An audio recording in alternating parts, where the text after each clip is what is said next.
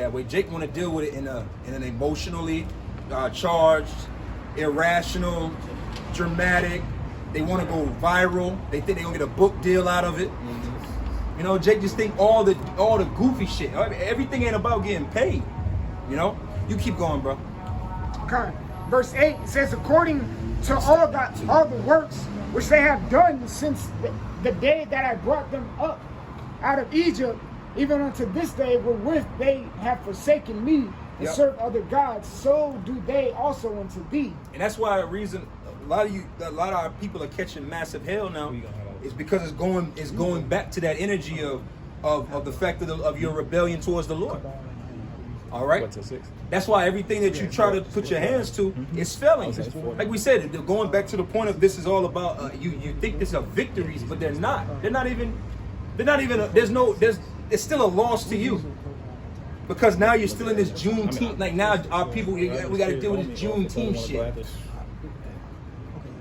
But Jake really think like, and it's like, nigga, if your idea is about the slaves finding out that these are the last slaves to find out that they're not slaves anymore, nigga, y'all are literally the last slaves to not realize that you're still slaves. You get what I'm saying? Like, Juneteenth. But you want to celebrate, but this is Juneteenth. Talking about the celebration of when other slaves found out that they weren't slaves anymore because of the Emancipation Proclamation. But here it is, all that did was just transfer ownership. That's all it did. That's all it did.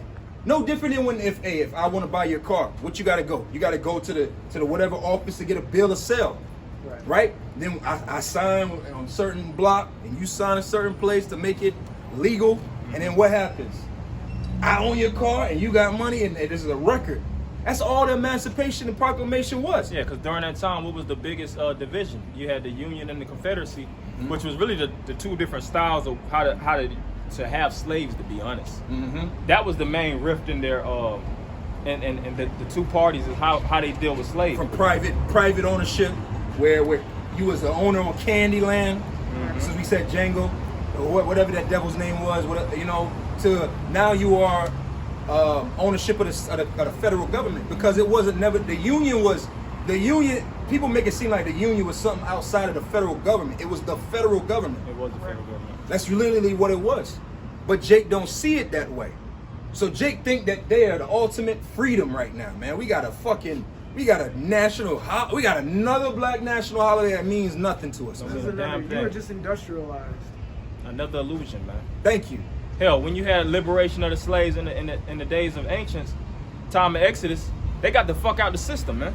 Right. They left. Right.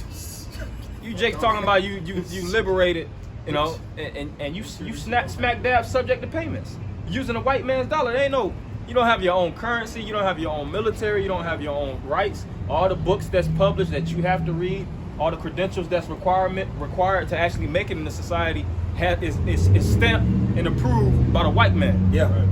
And that's on all levels, from the food that you eat to the liquor that you drink to the car that you vehicle that you drive. Try to create your own car out of nowhere, your own automobile, and put it on the road or whatnot. Man, I'm gonna show you this. How about this, bro? Y'all want to talk about freedom? Have a child and don't have a birth certificate and see how far you get in this liberated world you're in. Put your ass in a prison. Have a child. Your child should be as free. When a child come out the womb, that is the ultimate level of freedom at that point, right? A child should just be free, right? A child should be free. You should be just free according to the will of your parents. But have a child in 2020, 21 with your liberation and your Juneteenth, and see how far is your child gonna be born into free? Every child born from 2020 on up, are they born into freedom, or are they gonna be slaves like the rest of our black asses? Lean towards slaves, man. I'm gonna put my money and chips on the slave side, but Jake don't want to deal with those pieces. All right. Matter of fact, you got anything? I wanted to get that in Baruch where it says be subject. Now you go in. You gonna step in. Yeah, I'll jump in. You got it? Yeah, All right, come. I'm gonna let another brother burn. Yeah, because just like the brother was speaking on, you know, we understand. I want to get this in. If a brother can find it, matter of fact, I'll find it real fast. Just when it gets to 15, we start. 15 minutes, we start. Hey, Kasha Kwala, if you can find that in Baruch where it says be subject to payments. Matter of fact, Baruch 3 and 8. Okay, come. You know, Because just like the brother said, like we understand exactly what system that we live in, and the white man has full control. He has full authority in this system, and we're not gonna break out by being politicians. You know, you getting up, you know, into the mayor or the certain financial boards or things of that nature. First off, there's a zero tolerance for letting so-called, you know, you niggas in there, man. Right. And if you are, say for instance, there is a couple, you know, blackheads in the, you know, a couple niggas in the these positions, are they writing the policy, or are they just helping to further push the plan of the white man? Mm-hmm. They'll never, you know, you have like a movie like the Spook That Sat by the Door. It's a movie. That shit ain't real, man. You know, he was I think he was in the CIA. Mm-hmm. He was in the CIA, and he took some street dudes, you know, and basically created an army. You know, he taught them warfare, he taught them logic, he taught them premise, he taught them how to maneuver throughout the system. He taught them the locations, and he gave them basically the full rundown on how to defeat your enemy. Yeah. And they was putting it to the white man's ass in that movie if you watch it, you know. But he had to play his position till he got into a certain spot so that he can raise up an army to take the white man down. That's not gonna happen though. That's it's the total opposite. That would never happen. It's a movie, you know. It's just for entertainment. Right.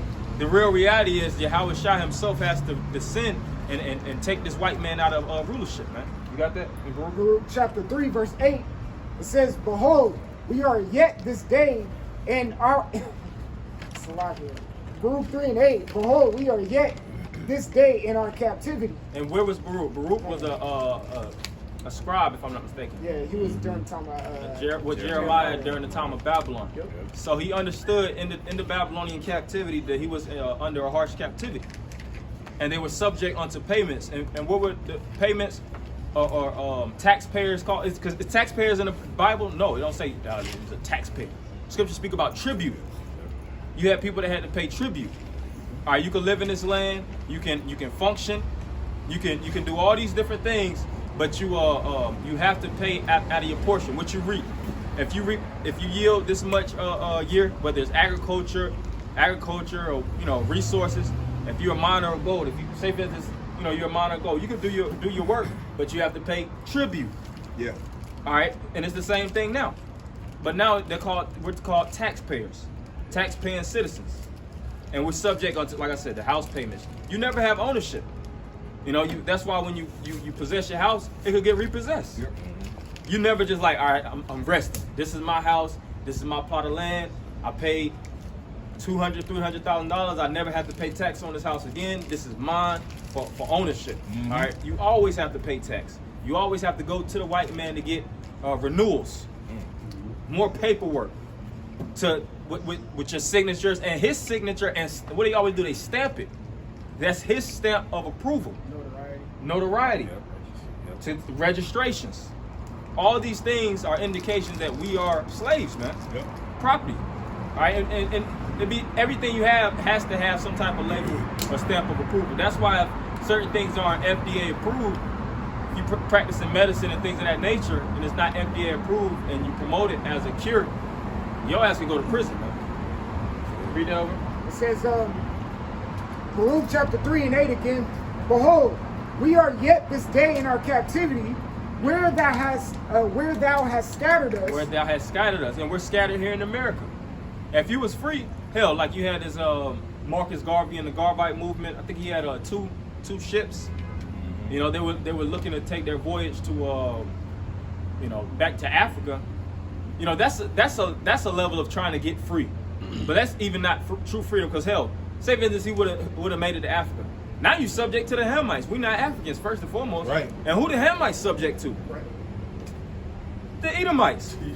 You have you got it. I was gonna say I was watching a clip the other day where this guy was speaking about the British. The British did slavery better than the Americans because the British, they basically they had their slaves other places, like, oh, we got slaves but in the Caribbean. Oh yeah. Or we got slaves but they're in Africa. Whereas so if you went over there to the Brits and you said, yeah, it's terrible what you're doing to those Africans or whatever the case may be, they're gonna have the excuse of what, slaves? Yeah. So because they hid their dirt better, you know what I'm saying? That's the tactics. That's like we're just not saying. That was the ways that Esau, because even though they're, that's why they're known as different horns in the scriptures. They're different powers. Even though they're all connected to the beast, they go about things in a different way.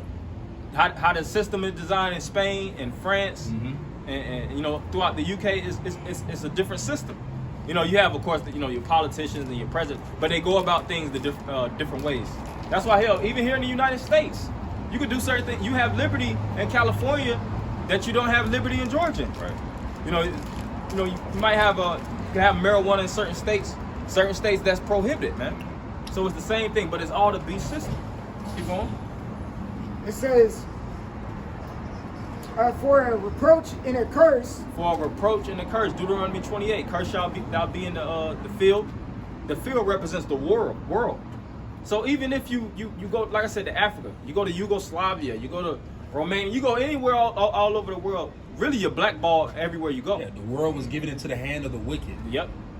That's why you'll see certain blacks that might be in hell. Look at the big thing with the coronavirus when Negroes in China. They were getting blackballed. They couldn't even go to certain restaurants. And go to hospitals. They couldn't go to hospitals. They was not dealing with you so-called blacks whatsoever. And you didn't even start to create the virus. You wasn't even the first contractors of the coronavirus, but you was the first ones hit. Hell, and even here in America, we're looked at like the people we're the face of the coronavirus. The Chinese ain't even the face of the coronavirus, man. But that's the curses that we're under. Keep going. It says, and to be subject to payments. Yeah, we ain't blessed in this system, man. The blessings really come in the kingdom of heaven. You got these jakes that believe they're blessed, then they asses to get locked up. You got multimillionaires that go to prison for the rest of their life, man. Bill Cosby. Yeah, Bill Cosby. Did you think he was blessed at that time when Bill Cosby was in his prime? Hell, I seen a graph where they was doing the top television shows of all time. Man. They had Seinfeld throughout the years. The Cosby Show was dominant. Not the whole span of time. You know, the Seinfeld, that was up there too, and all the others. You know, they had Cheers and all this Friends Cosby, and whatever. The 80s was the Cosby. But that it was a time where it was like a decade long. The Cosby's dominated. Then, but you can't even. But even with that, with the Cosby, the 90s too, because the spinoff. Because I saw that thing what you talking about. Because A Different World was up there, which was his show also. So that was his show. Yeah. So during the whole 80s was the Cosby Show, and then the 90s was A Different World. So Cosby's is creme de la creme nigga. Hell yeah, as well as all the other ventures that he had his money in. He basically was, of course he was a multi-millionaire, but he was getting a level. See, what Bill Cosby was doing was starting to get a level of power. And they say the same thing with Michael Jackson. They started trying to own television companies. And that's when they were like, oh, nigga, you getting a little too powerful. We're gonna have to take you up out of here, man. You know? Pump your brakes, nigga. And what they do, they seize your property, they seize your rights, your masters and all these different things that you had. I think they did the same thing with Prince. They did the same thing with Prince. They did the same thing with Jay Prince. Oh, Jay Prince? Jay Prince, Dame Dash, and when they were trying to start that whole distribution. Irv Gotti, because Irv Gotti got that's why you don't hear Irv Gotti, because they were trying to do a black distribution. Yeah, he was big though in his time, Irv Gotti. Because see, what we're trying to get to is really when you try to gain power, that's true power. When you start to get property that you own, you have ownership, and you start taking over pieces of the puzzle, Esau's not gonna allow that. No. He wants to keep you at the bottom. He don't even want to have a level of momentum. You know, he wants to have full control where you can hardly even reinvest. The little money that you have, it has to go right back into the system. It has to go get right back into the white man's pocket, man. Yeah. And that's why they don't mind Jake. They don't mind Jake, throwing 40, 50,000 in a strip club. I think that nigga Dolph said that on the song. He was like, they afraid of a young nigga that's getting too much money. Because when you start playing with money, your thoughts are different. You start playing the game for real. You're not just trying to just be a consumer. You're trying to be a producer, and that's scary. Yeah. And then a lot of these jakes, these male jakes, they'll die. A lot of times they'll say they got whacked. Like Kobe Bryant. Now who's one of the main people that possess all his riches? His woman. And is she gonna be a top investor or whatnot? Of course she has a large lump sum of money. Hell, I don't know, but in most cases, most women are great at blowing money. They're just not they're not resourceful. They don't think like a man. They don't think about generational wealth. They think about the latest bags from Gucci, Fendi, and all these Chanel. Or if I may say, bro, let's just take Kobe Bryant's wife for example. This is how Esau get it too, because let's just say his wife